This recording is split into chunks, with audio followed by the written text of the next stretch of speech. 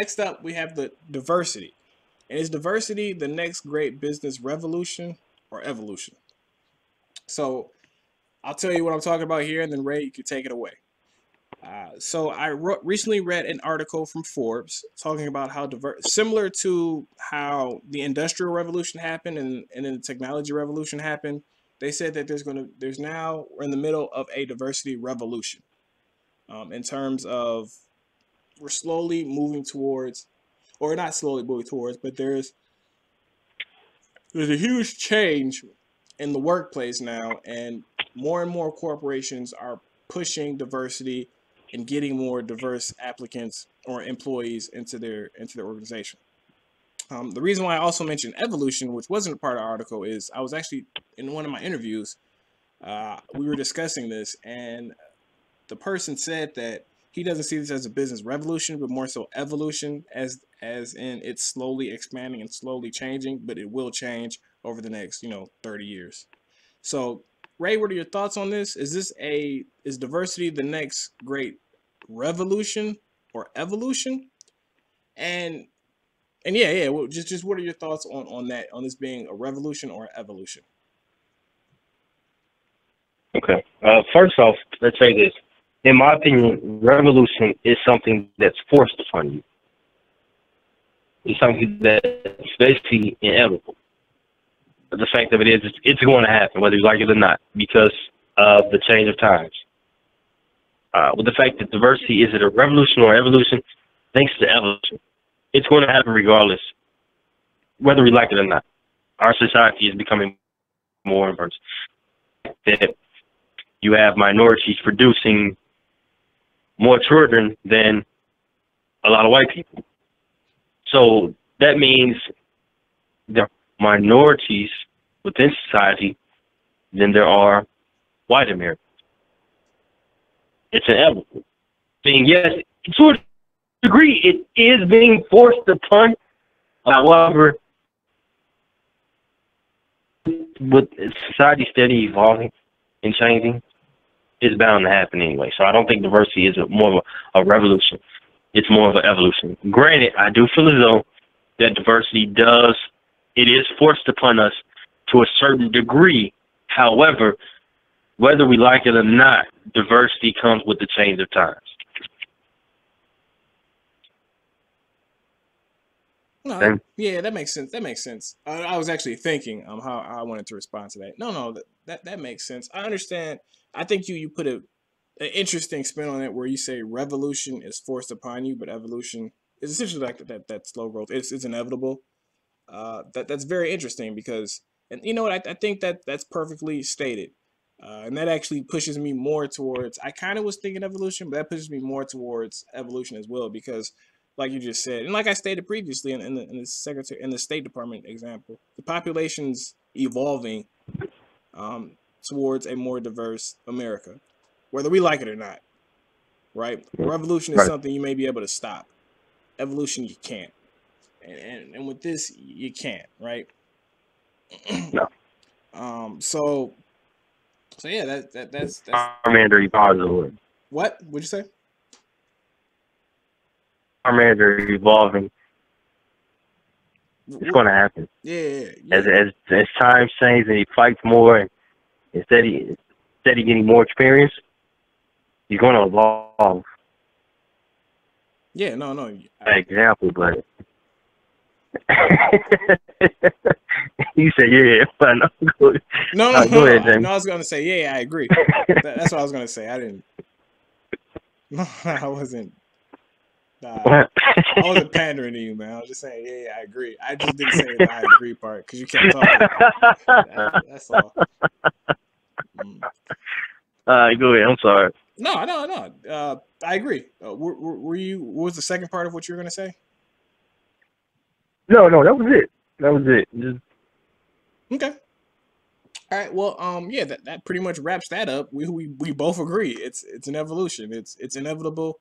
And we're gonna see this more and more with more and more organizations.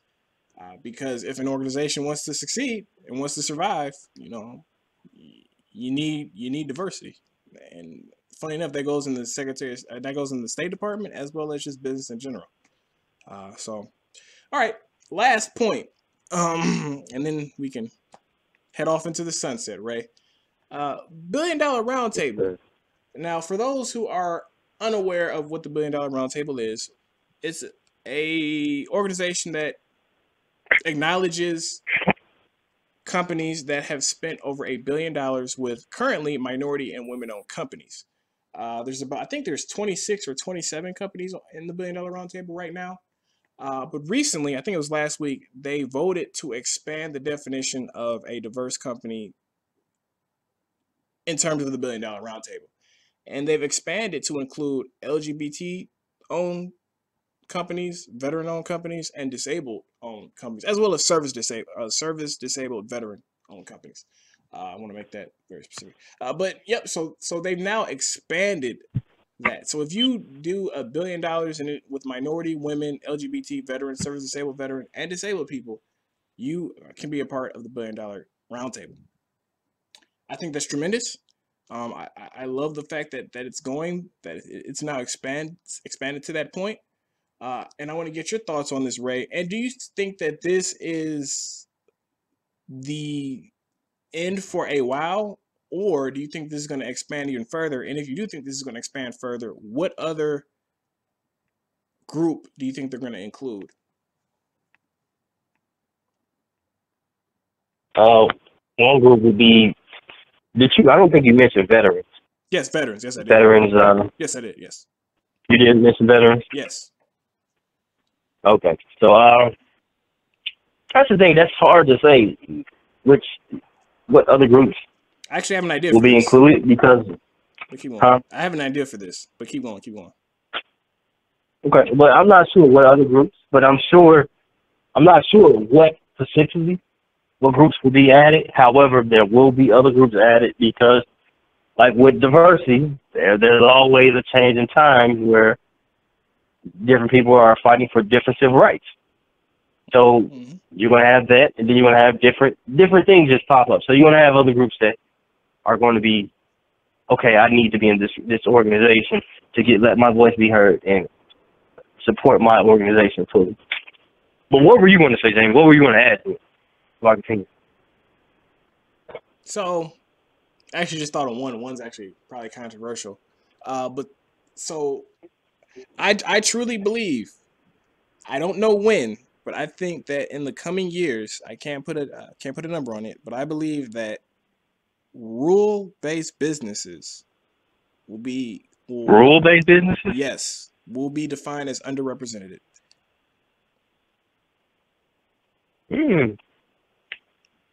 So people are going away from those little rule-based businesses. Okay. Yeah. So for example, I was talking to my business partner about this.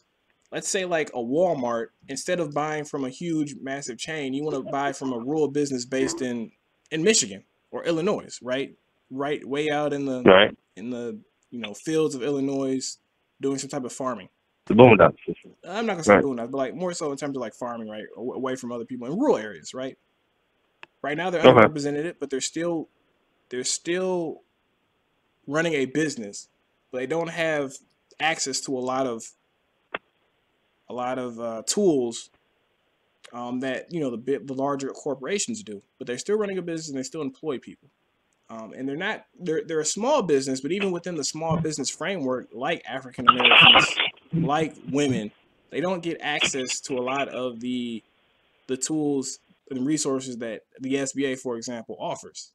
So that's why African Americans, in my opinion, need like their own separate thing. Minorities, especially, because even with the SBA, we still don't get a lot of resources from them. And same with rule-based businesses. So I believe that rule-based businesses will eventually, can't put a year on it, but they will eventually be an underrepresented group that will be a part of this whole supplier diversity. What are your thoughts on that? Then I have another one. But what are your thoughts on rule-based businesses? Sorry, say it again, Jamie. What are your thoughts on rule-based businesses being a part of supplier diversity? Well, I mean, I definitely agree with you about that. I mean, I didn't think about rule-based businesses having to possibly one day going into that role or being identified as that, but I think that's a great analysis. I mean, and I don't think a lot of people talk about rule-based businesses enough, possibly suffering down the road and needing more help. But I think that's a great analysis. Yeah, I got the idea because I actually had a couple years ago. I had a conversation. I forgot the organization I was talking to, but he was talking about how they specifically look for like certain farming things that you can only get from like farming, some like certain like vegetation and food and whatnot. But they specifically target small businesses, like small rural businesses. And he was just talking about like how difficult it is and how a lot of them, they just kind of do their, they grow their crops, sell to whoever wants it, and then kind of moves, and does it through there. But but he was talking about how they definitely need help with marketing. They definitely need more resources, but they just don't know how to get it, or they're not interested in it because they think that if they go through the process, it's gonna, at the end of the day, they're not gonna get anything from it, right? Sounds like your average African American trying to build a business, right? Like, I'm gonna go through this process. I'm not gonna win. It's gonna be some big guy or some white guy or whatever. So I mean, it sounds like the exact same thing. So I feel like they're underrepresented, and these rule-based, and it doesn't have to just be agriculture. It can be other things as well, such as like a tech or anything really. That you maybe you want to do a tech company that deals with just rule-based small businesses or rule-based large businesses, whatever. But I do think that they're eventually, years from now, they will be included in this. And my other one, and this is way more controversial, and you'll probably have a lot more thoughts on this one, Ray. What do you call ex-criminals? Felons. Huh? Ex-felons? Yes, ex-felons. Ex-felons? Yep. What do you think about that? Ex-felon owned businesses.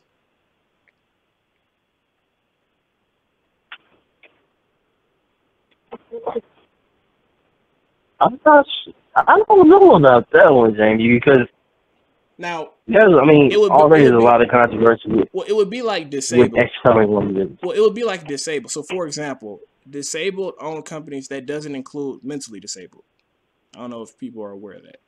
So it's more so like, if you, for example, if you lost. It doesn't? No.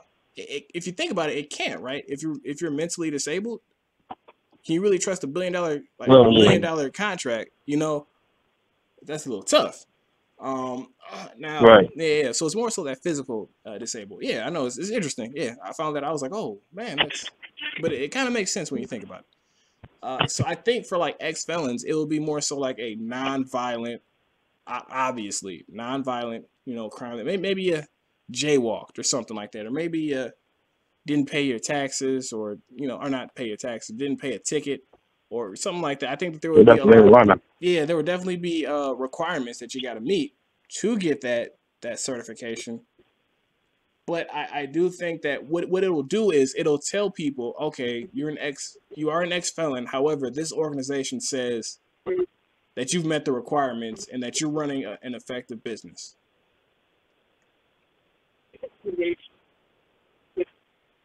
Okay. I don't know, man. I don't think people will be willing to. Not yet. If it's dealing with marijuana, yeah. Yeah, that's why I said years. Anything else? Not gonna happen tomorrow. Oh, okay. Right, very true. Yeah, but that's true. All right, and again, that's more controversial. There's the rural one is less controversial, but the ex-felon is more controversial. But hey, throwing that out there, seeing what you and the rest of the people, listeners, think. So, anything else you want to add to that?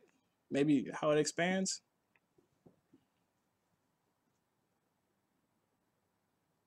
Right?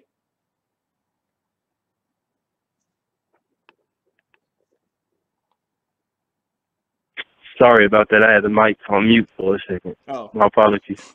But no, I was just saying, I just want to say thank you, as always, for inviting me. Oh, no. And having me on the podcast before with we you. do that, I said, did you want to add anything to that? Did you want to add anything to like those businesses? If not, that's fine.